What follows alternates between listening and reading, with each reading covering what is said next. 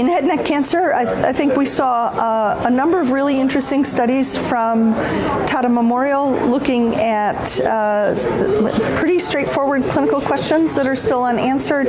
What's the role of radiation in T2 and 0 cancers? And that study, I think, did not establish radiation as the standard of care there.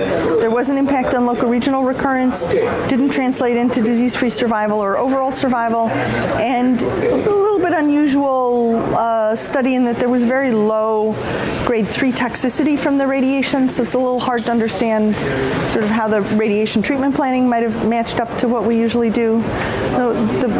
Was one that I think was very interesting. Another looked at metronomic chemotherapy with low-dose immunotherapy.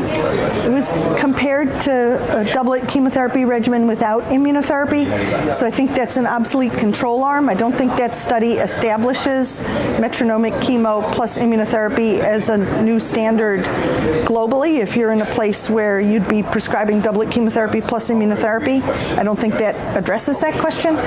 But it was intriguing that this appeared to be an active way of delivering systemic therapy.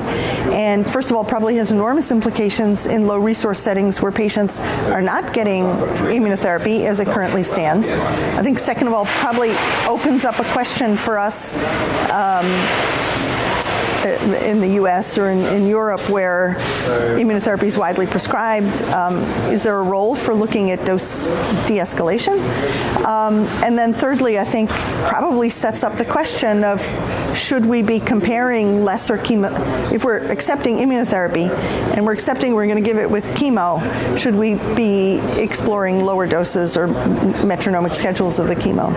And then lastly, there was a clinical trial of Ipatasertib, which is an AKT inhibitor, together with Pembrolizumab in the first line.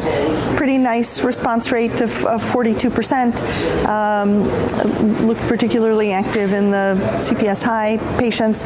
And I think there one of the interesting questions will be how do the EGFR bispecifics perform in those patients who have AKT mutations, given that AKT is downstream? And if it appears as if AKT mutation predicts resistance to a bispecific, would there be a role for this to move forward in a biomarker-directed fashion? So I think, a pretty interesting year for head and neck.